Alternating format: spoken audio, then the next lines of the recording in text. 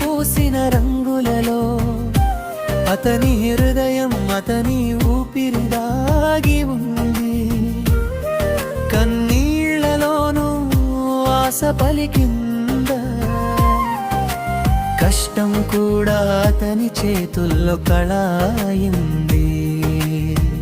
ఏ చిత్రం వేసినా జీవమే ఊపిరై కాగితం మాట్లాడేలా చేస్తాడు రామకృష్ణ. రంగులలో దాగిన దేవుడు అతనికి తోడై కలనే దారి చేశాడు జీవన ప్రయాణం.